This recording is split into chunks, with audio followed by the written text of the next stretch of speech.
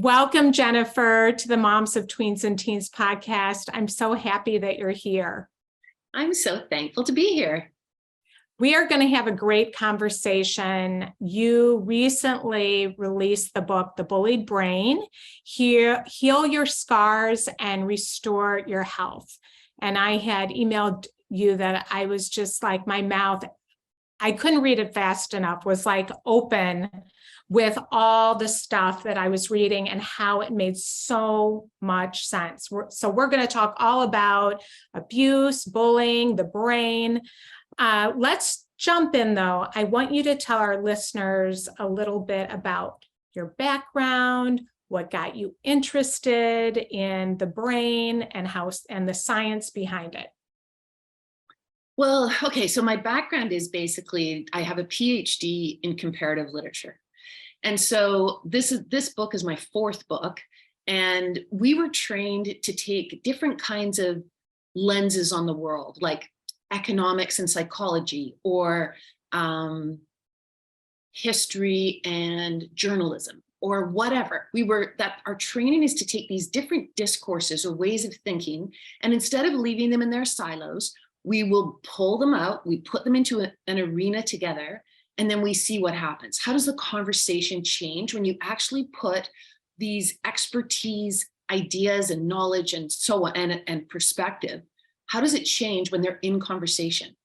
And so with this latest book, The Bullied Brain, as we've just talked about briefly, I took neuroscience, or brain science, and neurobiology, how our brains are constructed, and medicine, and I put them into the arena with bullying and abuse, which is a very unusual combination. I don't think anybody's really done it in depth before, certainly not in a book for people like ourselves that aren't scientists. Scientists talk to each other about this kind of stuff, and they have an enormous amount of knowledge. It's just that it's not coming out of the laboratory and reaching people like ourselves.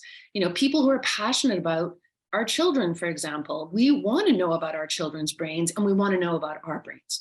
So that's how the book began. And there's two different reasons. I became interested in neuroscience because of my son when he was 8.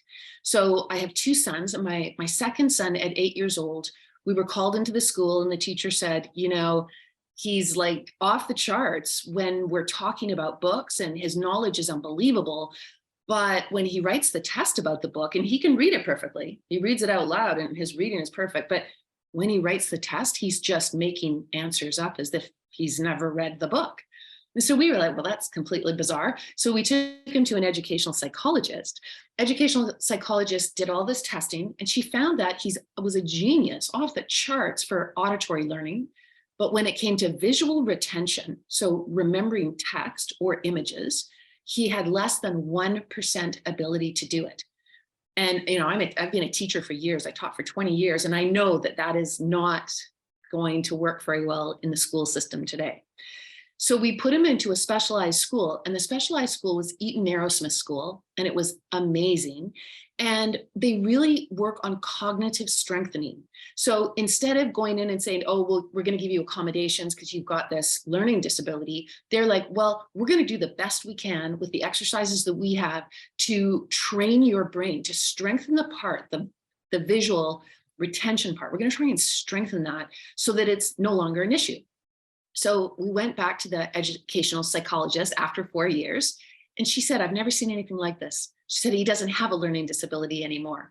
And he's now 22, and I've never seen anybody read so much in my life. He reads text, and he has like a photographic memory for it. So it goes to show, and I learned in that moment, watching my own son, I learned that we have neuroplasticity. All of us, until the last day we're on the planet, can change our brains. We can make them stronger by what we practice in the environments we're in, and we can make them weaker by the environments and the things that we practice. And it's just like our physical selves. We can sit on the couch and watch Netflix. Who doesn't love doing that? Or we can go and exercise and get out there and get stronger and fitter and more flexible. It's really what we practice in the environments we put ourselves in. Same goes for the brain, it's so empowering. But then cut to bullying and abuse. So my first son, the older brother of the little one, he was 16 years old, and he was away on a trip, and another mom whose kid was on the trip contacted me directly. And she said, I'm getting these texts from my son, and he's saying he can't take it anymore. He can't bear it. They're calling them, and I won't repeat the proper language here because it's so offensive, but they're getting called effing retards, effing pussies, effing pathetic, effing embarrassments. And it wasn't students, it was the teachers. And my son was a particular target of that. So I'm a researcher, that's my training. So when the school tried to, this was during basketball, and the headmaster tried to say to me, oh, it's just old school coaching. I was like, really? And so I went and looked at what the research said, and the research says that type of treatment not only does devastating things to a child's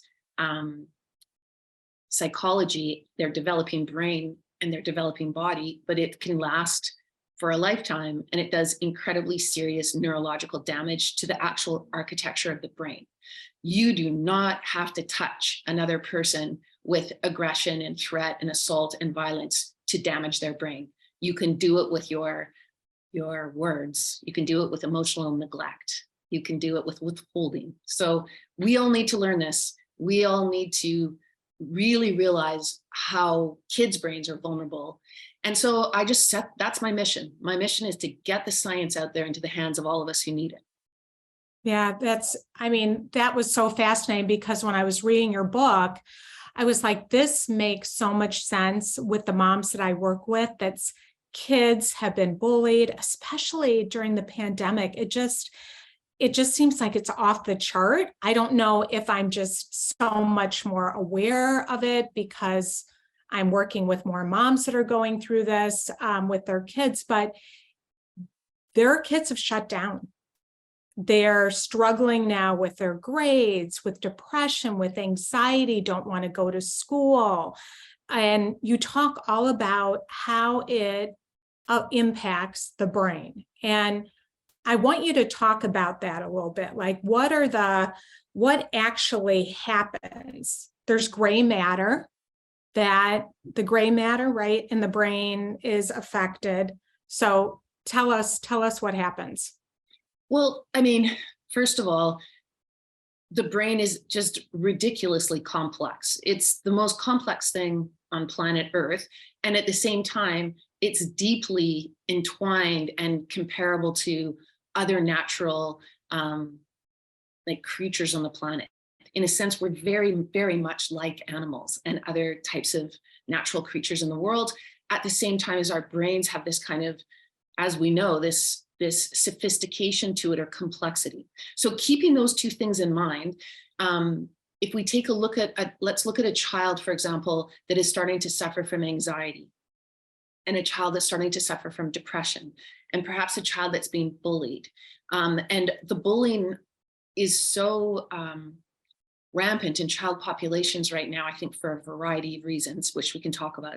But so if we looked at those brains, what we would see is that like a bullied brain, for example, it might manifest, and they're all unique. Every single one of us has a unique brain.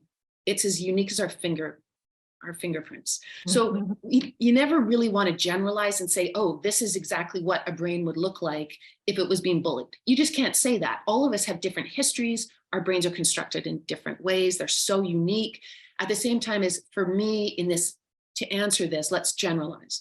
So if you have a child's brain who's being bullied at school or abused by teachers, as my son's situation was, they might have an enlarged amygdala. So the amygdala is the part of the brain it's like a air traffic controller. It's like the threat detection system. It's designed to keep you safe. And it really is constantly measuring what's going on around you, what the other people are doing, who the powerful people are. Is there a dog? Is there lightning? It's always looking. So you can well imagine if a child goes to school, and school is a creative, happy, supportive, nurturing, dynamic, fun place where they see their friends and they love their teachers, Well, the amygdala is like, phew, don't have to worry about school. School's a great place. I can actually stand down. Maybe I can give other parts of the brain more resources and more energy, like problem solving and concentration and doing great at grades and feeling confident and social emotional relationships. All of that aspect of the brain's really getting all the energy. But if I'm afraid when I go to school, if my brain is predicting and anticipating, which it does because survival is the number one thing for the brain. So if it is worried that there's going to be an unpredictable attack, cruelty, humiliation, getting excluded, favoritism, neglect, an irate teacher who is, humiliating me, any of these kinds of things, then the brain, of course, it's going to be in a state of extreme anxiety, and the amygdala is going to be on high alert. And when it's on high alert, of course their grades are falling down because the problem solving, creativity, memory retention, concentration, those parts of the brain aren't getting the energy they need. It's all going into the threat detection system, if that makes sense. Totally makes sense. It shuts down.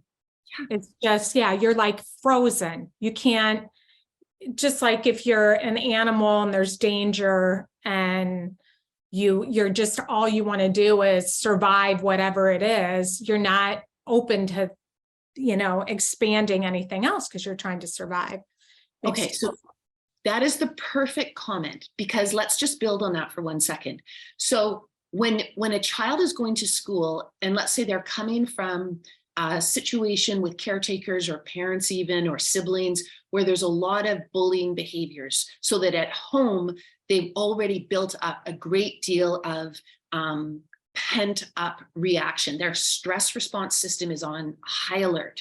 So one option is they go to school and they try to disappear. They freeze at home. They don't want the sibling or the very, very critical parent. Critical parent thinks they're really teaching them how to be tough in a tough world, and that's how they were raised. Who knows? But the kid goes into shutdown. So when they get to school or when they're at home, they're in a frozen state, right? They're paralyzed with anxiety about this. There's other options though. They might go into flight. The kid that goes into flight might skip school, might connect up with some other kids in the neighborhood and go off and do something else. They don't want to go to school. They don't want to be there. They're in an escapist mode. Maybe they go back into their room and all they do is play video games because they're in escape. They're in flight. And again, that's a very triggered anxiety. That's a very triggered stress response system in the body. And it's really, really, when it gets repeated like this, very unhealthy. Now, imagine the kid. So we've got freeze, natural animal response to save your life if you're a rabbit. We've got flight, really good choice if you're a zebra or a gazelle. You're going to run as fast as you can. You're going to get away from the danger. And then there's fight. Now there's certain kids and certain adults that when their stress response system goes into hyperdrive, they start to abuse or bully. They get super aggressive because they're frightened. They are stressed, they are threatened, and that is the way they respond. Just like in the natural world, we got a lot of predators out there that are like, just think of a dog, even think of a cat. If you are standing over a cat and terrifying it, even though it's that much smaller than you, its fur will puff out, its claws will come out, it'll start hissing, it will threaten you. That's what a bully is doing. A bully they've identified with the aggressor. They can't stand the feeling of vulnerability. They want to tap into power and they want to release it. But we don't teach kids that. We don't teach them that that's what's going on in the brain and how to help a kid. Not that I'm saying, and that probably just made a bunch of parents furious. I don't mean to say a child being targeted is supposed to help the child that's bullying them. That's ridiculous. But adults do need to intervene in this medically brain-informed way to say to the kid who's bullying, okay, absolutely unacceptable. Let's go and get you some help because you clearly need some help. You are in a very worrisome state. You're in fight mode and we need to find out why. And we need to start bringing down your stress response system because it's super unhealthy and you can't hurt other kids. And then of course, same thing with the target. We need to help the kid that's gone into flight or freeze mode because they're being targeted in this horrible way and help them too. But it's not necessarily a moral discipline issue. It's a medical issue. Yes. Yes. I love how you distinguish between those two. And if we're handling it like a moral issue, we're not going to get to what's really going on in order to heal it. Exactly. Yeah. And you talk about how it's a broken system and it's the cycle of abuse. Yeah. The victim's damaged brain becomes abusive to either self or others. Yeah. And that's so true. You either imploding or exploding. Yep. And hence why it's a cycle. And I mean, one of the things that I say, or something that I always try and keep foremost in my mind to remind myself, is that hurt brains hurt. They Yes. feel pain. They hurt on the inside. If your brain is being damaged, if it's being hurt, if you've been abused, your brain is hurt. And you need to start making that visual for yourself so that you have lots of self-compassion, but you need to make it visual for yourself so you don't try to pass on that pain to someone else to try and relieve it. That's just going to create more and more of this cycle. And this is why, I mean, I feel like the science is the key to helping all of us change the conversation and thereby change the system. I really do believe that how we handle bullying and abuse right now is very outdated. It's not up to speed, even in the law. It's not up to speed with the science. Schools aren't up to speed. And if we started to just factor in, what are the brain scientists and the doctors and the psychologists and the psychiatrists, what do they know about the brain? How can we harness that knowledge to fix the system and take way better care of ourselves and each other? Yeah, I totally agree. I think that it's very important in order to recognize it, or heal it, we have to be able to recognize it, but we tend to minimize bullying. I think even as parents, it can get very confusing because we think we're disciplining our child, or our kid does something and they lash out in anger. We see this a lot with tweens and teens, and the parent, then you get triggered and then you respond a certain way. And I love in the book too, you talk about yourself and you talk about what happened in your family growing up, and then how that was impacting how you were responding to your son. And then your son called it out. And I love and I love that. Can you what are some of the things that we do that we can all become more aware of so that we're not minimizing it and we can heal it? Well, it's really, I love that idea of minimizing, because I think what happens is we've all been raised, most of us have been exposed to, most of us have been raised in the bullying abuse paradigm. I doubt there's anyone out there that can raise their hand and say, wait, what is this thing you speak of? What is this abuse? What does bullying mean? I mean, we're steeped in it in society. You can just turn on and watch politics for half an hour, and you can see adults in positions of prestige and power treating one another in extremely hurtful and degrading ways. And there's no accountability. It's just normalized. So imagine we've grown up in this world where we've normalized this type of behavior. We've passed it on to our children. All we ever do is talk about how there's a bullying epidemic among children. Well, where do you think they got it from? They got it from the adults in their world. So if adults aren't role modeling empathy and compassion and mindfulness, they are going to have very reactive children in their world. And then the worst thing that's happened, in a sense, and I'm not anti-technology by any stretch, I think it has its place, but I don't think it has to dominate everything our kids do. I think it's really, really dangerous.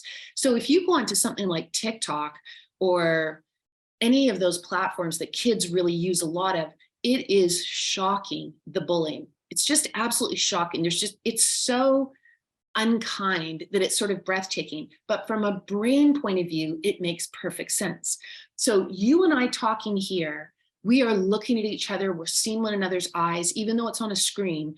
We are face to face and we're reading each other's facial expressions and seeing how the other is feeling. So if I started to cry or I even choked up, you would feel automatic empathy for me. The empathy neural networks in your brain would light right up, your emotional part of your brain would light right up, and it would probably occasion an impulse to compassion. How can I help you? That's very natural.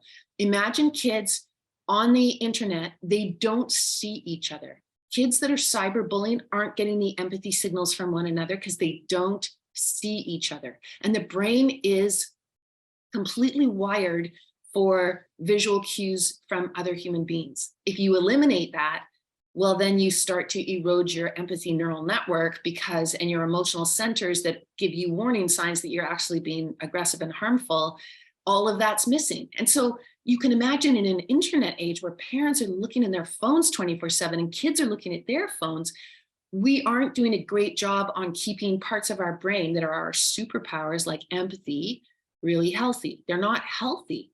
So, and just to remind listeners, empathy is when you are walking in someone else's shoes. You are really trying to understand what they are thinking.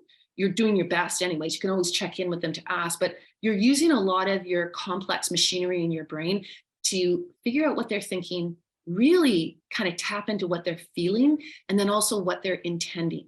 So we were all born wired for empathy because it's how babies and children survive. If they don't know what the powerful people feel in the room, they're not going to survive. They need to figure out facial expressions, tone of voice, what do gestures mean, and get really good at reading it and behave accordingly, or they won't make it. So you can see by evolution, we are naturally empathic, deeply empathic beings. Well, if we've got a generation of kids that don't have empathy for each other, that's on us. That's called way too much technology, not nearly enough face-to-face, caring, interactive, social, emotional learning. And as you were saying, Cheryl, the pandemic, well, it just threw a monkey wrench in kids' lives. They went more onto the internet, not less. Wow. I've never heard anybody explain it like that. Hearing, technology, it really affects empathy, but the actual seeing the faces, being able to connect that way, and then, saying things you wouldn't say to somebody's face, it makes so much sense. Yeah. Thank you for explaining it that way. Well, and you actually asked me, it looks like now that I look back, it's like I evaded the question. You actually asked me about my own parenting moments where I've done something and had to go say sorry. And I somehow didn't answer that question. It's actually a great question for me because, it's one thing with your own kids where and I like that you said triggered, because we tend to think, okay, our child behaved this way and they triggered a response in us. But that's not actually how the brain works. The brain is always predicting. So you are predicting that someone will behave or do something based on your past experience. So let's say I didn't come from a home where I suffered corporal punishment, but let's pretend I did, just because it's an easy one to understand. So if my parents raised me with the belief that corporal punishment was going to be the way to help me learn and develop and grow and understand consequences for mistakes, I might do that with my children. Not only is it normalized, not only has it been, wired into my brain that this is how parents behave, but when my child behaves a certain way, my natural prediction, because I go back into the file folder of the past of my life, I find corporal punishment. Now, if I grew up in a house where I never experienced that, I'm not going to find that in my file folder. So am I a wonderful parent because I never find corporal punishment in my past and then apply it to my child? Or am I just randomly lucky? I don't have a brain wired that way. So again, is that a moral situation right there with parents, or is that a medical one? If my brain is scripted with corporal punishment, chances are really good I'm going to predict that's the appropriate behavior for this moment. And of course, let's go back to neuroplasticity. All of us can change our brains. So if you grew up with corporal punishment and you sat down today and you read all the research on it, you would learn that it is an incredibly ineffective and incredibly harmful method of working with a child. You are never going to get the results you want because in actual fact, you're damaging the prefrontal cortex when you hit a child. And that's the part that ultimately learns how to make good decisions, weigh consequences, not be impulsive, manage emotional reaction, etc. If you want to hurt that part of the brain, great. Just know that corporal punishment is the way to do it. If you want your child to be mindful and regulated and respectful and happy and able to problem solve and really think about consequences, you don't ever want to hit them because you're hurting that exact part of the brain. Okay, wait, I did it again. Let's go back to me and bad parenting, because I have done lots of bad parenting, but even worse, I've done bad teaching. So if you're a teacher for 20 years, guaranteed you have moments where you make terrible mistakes with your students. I've written to students apology letters. So here's a classic example. I wrote this really like kind of, it wasn't harsh, but really sort of so-and-so needs to work a lot harder on their, composition. And, I'd like to see a lot more effort. And, the work to date hasn't been to the best of his ability. And the mom contacted me and she said, "You do understand that my son has a learning disability, and what you just said would have just broken his heart. He's trying the hardest he possibly can. He has an incredible challenge." I was just like, I'm the worst teacher on the planet. And I died. And I handwrote this boy a note, and because kids are so forgiving, totally forgave me, gave me another chance. But, when you're a teacher, you do these kinds of things. And, you think about your kids. We love our kids more than life itself. Does that stop us from yelling at the top of our lungs when they scare us by doing something dangerous? No. I've had to go and apologize to my sons numerous times to say, I lost my temper. I don't know what's wrong with me. I have unbelievable stress going on here. And I just, and my kids are quite funny because they're pretty astute. So the little one would just say things like, "That's okay, Mom. I know I was just the recipient site for your anger there, and then no hard feelings." It's just like, okay, no more psychology, camps for you. It's like, no, but I mean, I've never met a perfect parent. It's a job that you learn on the go. It's a high stakes job. The brain learns by making mistakes. So you got to forgive yourself when you make mistakes, because that's how you learn to be better. That's how you strengthen desired neural networks. And same with our kids. Our kids aren't making mistakes because they're trying to drive us crazy. They're learning. That's how the brain learns. When you make a mistake, when you fail, that is a brain in action. And you just need to coach and correct, because and also be compassionate about it, because the second you humiliate someone for making a mistake, they're not going to take any more risks. Yeah.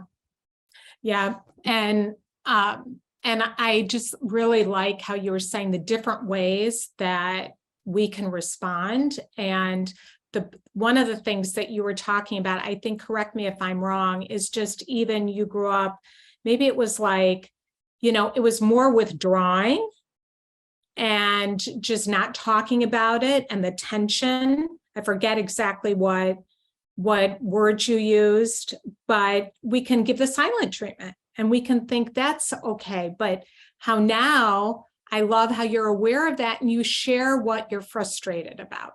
You share, like you said, when you're feeling stress. So you're including your kids in what's going on with you rather than reverting back to some of the things you learned growing up. And I thought there's a lot of hope in that for us, that we can change once we can see it, that this can be really harmful to our kids when we resort back to those things. So yeah, I mean, you use the perfect word by saying reverting, because really that's a brain thing. You're looking back in the file folder from the past, and the default neural network tells you, oh yeah, misbehavior, or my child called me on something and it embarrassed me or shamed me, and I'm going to punish them now by silent treatment.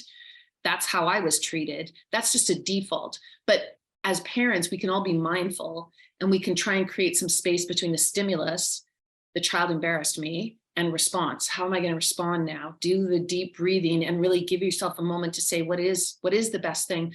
And, we have a tendency in society to understand that something physical, like a striking out, is very, very harmful and hurtful. We just talked about corporal punishment. It is very harmful. But giving a child the silent treatment is equally harmful. It doesn't leave a mark on the body, but it definitely could leave a neurological scar on the brain. It's not healthy at all. It's one of the worst things you can do to a kid, because going back to evolution, children's brains are wired for connection.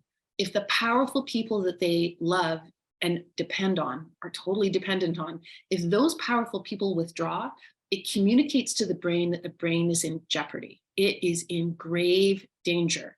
It might not survive. That's just as bad as being face to face with a predator from the brain point of view. Because if you get ostracized and put outside the family cave, even if it's just by parental silence and withdrawing, for the brain, that's a full-on massive stress response. And when the brain is super stressed out and panicking, it pumps the body full of cortisol and adrenaline. And cortisol in small doses, when you need to run away from a predator, or you need to freeze so the predator doesn't see you, or you need to fight the predator, that it's great to have tons of cortisol coursing through your system. It's powerful. But in the 21st century, cortisol is getting tripped up in our kids over and over and over again. In fact, it's not even dying down properly like it should. It's staying in the system, and it does damage to the body and the blood vessels, and it does quite amazing damage to the brain. So we need to get to a point as a society where we teach our kids about cortisol. We teach all our parents and teachers and coaches and everybody about it. And we work really hard that when we get ramped up into stress, we have all kinds of techniques to bring ourselves right back down again and communicate to our brain. You use your mind to say, you know what, brain, I got this. There's no danger here. My mom's having a really bad day.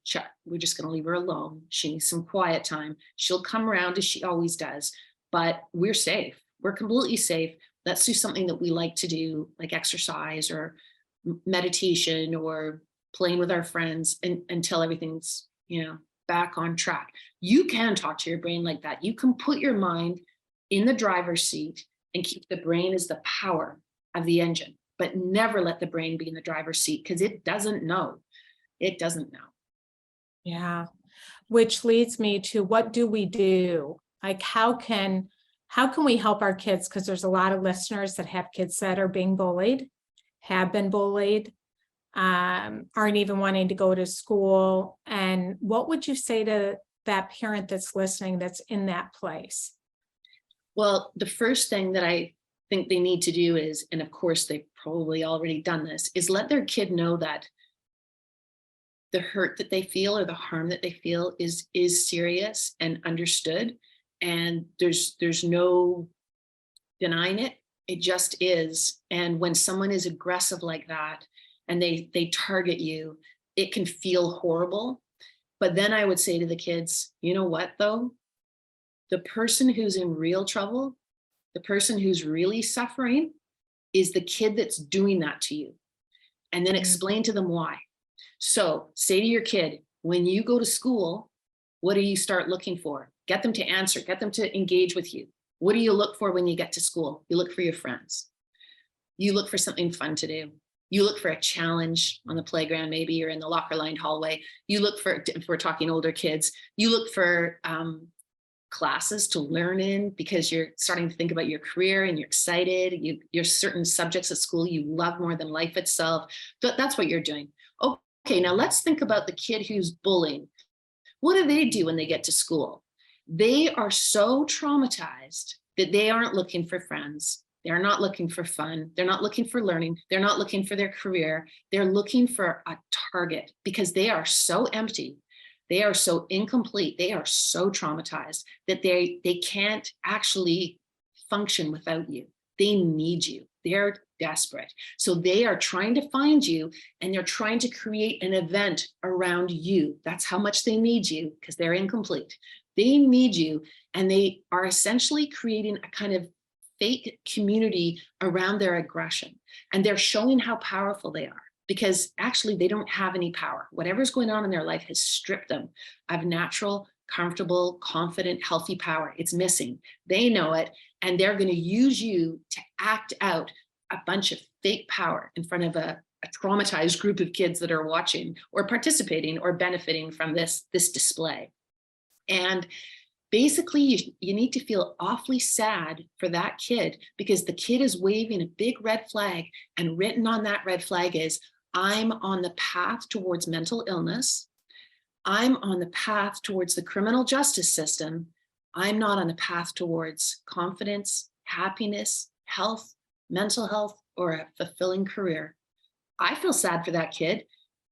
I know you're being targeted and it hurts, but at least you're not that child. And the teacher should be alerted immediately that there's a child in danger, a child in trauma, a child demonstrating mental illness. But that's not you. You just want to have fun, play with your friends, learn stuff at school. It's the kid that's doing that behavior. And the teacher should be alerted because they need help. Yeah. Because they're a bad kid. They are a traumatized kid. And what needs to be figured out is what's going on in that child's life and how can that family be supported? There's something serious going on. Yeah. You know, as a kid, I was, and I can like get choked up right in the moment, even sharing it, where I was just bullied by this kid every day. When I got on the bus, it was just horrible. I mean, would bully, bully, bully. Years later, I found out that his dad was hitting him all the time.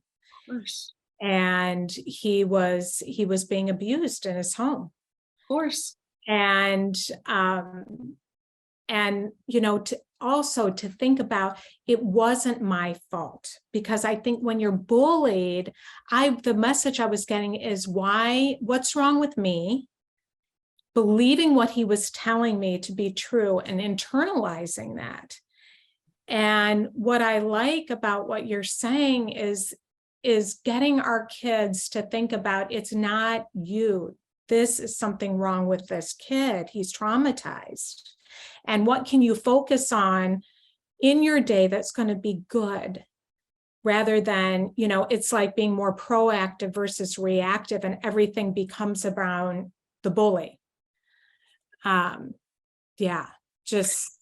Well, it's, you know, the other thing for kids to know that I think is really important is we have a tendency to teach them that the bully has power over them. Well, that's absolutely not true. Bullies don't have any power. They're the least powerful people out there, or they wouldn't be behaving that way. So I think we need to change the way we talk about it. We talk about power imbalance between kids that bully and kids that are targets. What power imbalance? There's huge power imbalance between adults and children. So that kid's dad that's beating him, that's a power imbalance. He's trying to navigate, how do I level the playing field? I'm going to get really aggressive with someone that I've found that is going to mirror back to me so I can survive another day in that house. I'm going to get them to mirror back to me something bigger, stronger, better, right? That's all you're being doing, is sort of forced to act out their script. They put you in the play. Well, why did they select you for the role in the play?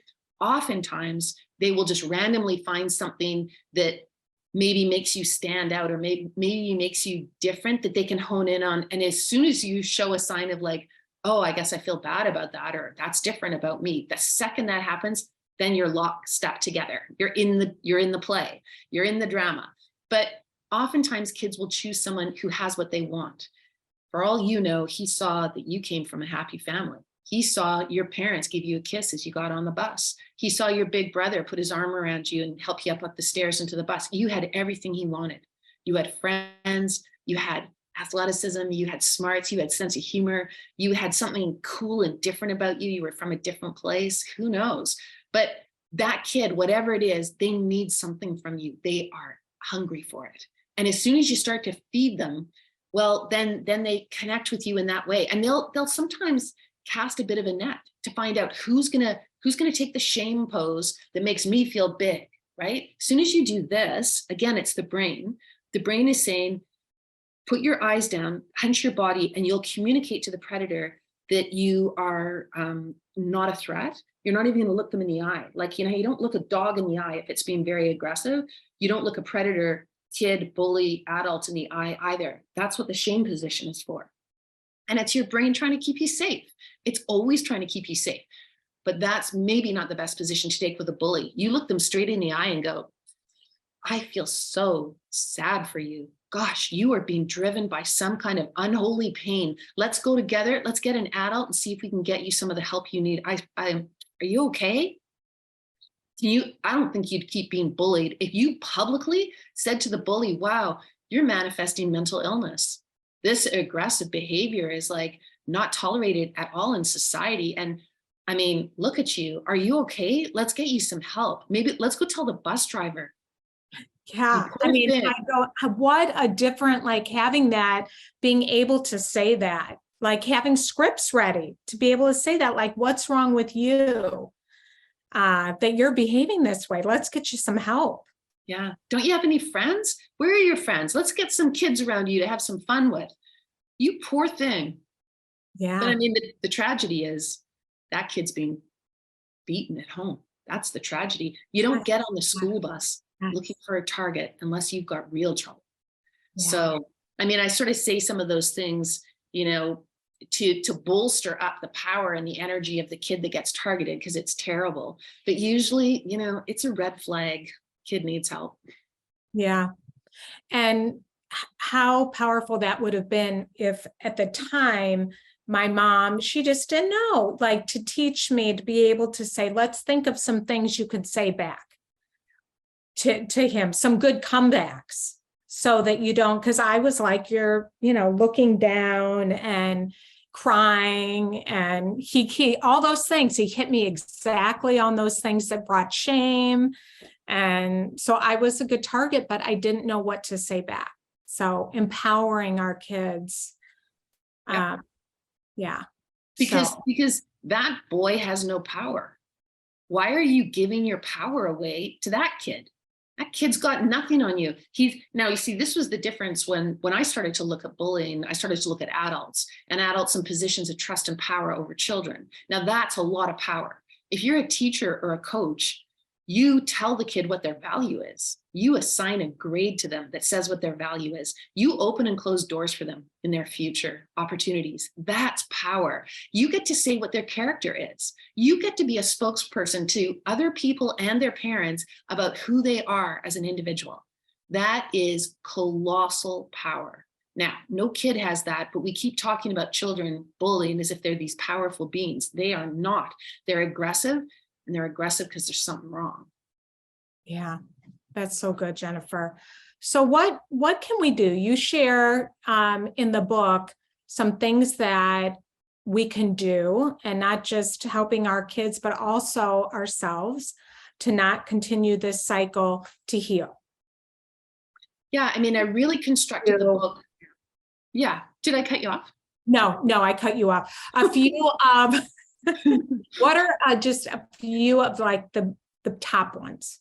Yeah, so I mean, I constructed the book even in the tough chapters at the beginning, where I'm talking about very specifically what the science tells us all forms of bullying and abuse do to the brain. I still am building in action steps every step of the way. They're evidence-based about what we can do. And there's an enormous amount of things we can do, inexpensive. That's not a quick fix. It's like getting in shape. It's as hard as getting in shape. When you start out, you know, you feel clumsy, you don't feel, it makes your lungs hurt if you're doing aerobic exercise, your heart beats fast, you just don't feel, your muscles hurt, you want to stop. Getting your brain back in shape, like really working hard to replace outdated neural networks with new ones that are healthier and happier and more high performing, is hard work. It takes months. It's not going to be like a quick fix, but the book is full of all kinds of practices we can do that the neuroscientists know all about, that really improve how we behave, how we feel, and what we do. And yeah, so I mean, we don't have time to get into the science right now, but the science is very empowering and very inspiring. It's like a guidebook on, hey, okay, the guys in the lab know all this stuff. Why don't we start applying it to our lives? Why don't we teach it to our kids? Why don't our kids know anything about their brains? Just like we don't know anything about our brains. Can you imagine if we taught children what's going on in a bullying brain and what's going on in a target's brain and what's going on in bystander brains? That should be curriculum, kindergarten. Let's go. Let's learn about these really destructive behaviors and all the things we can do to address them, you know? That would be so powerful, to be able to do that and understand it, and like, why am I even doing this? Why am I being a bully? You know, to raise the awareness starting when they're young. Well, I mean, you know, we're so able to understand this with animals. So if I came in to meet with you and I had a dog, a very scary dog, and it had a big, huge harness on it and a big choke chain, and I had a super thick leash, and I said to you, yeah, I'm retraining this dog. It's an abused dog. It comes from a lot of neglect and violence. And you'd be looking at that dog going, oh boy, I hope she doesn't let it anywhere off its leash, because it probably will go straight into attack mode. But you would have no problem understanding that that dog, that aggressive, scary, threatening dog, didn't get that way by accident. That dog was beaten into being that type of manifestation of its behavior. Same thing with a human being. You got that boy who's going after you every single day. You got to know there's something wrong. Why we aren't going and finding out and getting that child the help that he needs, I do not know. Yeah. Yeah. So good, Jennifer. Well, I would love for parents to get your book. It's so good. Caregivers, teachers, whoever's listening to this that is in a child's life, tell them where to find you and where to find your book and all of that. And I'll share the links too. So my website is Bullied Brain. And then I use that as my social media handle now for everything. So the title of the book is The Bullied Brain, Heal Your Scars and Restore Your Health. You can buy it pretty much anywhere, but if you buy it on Amazon, that's easy.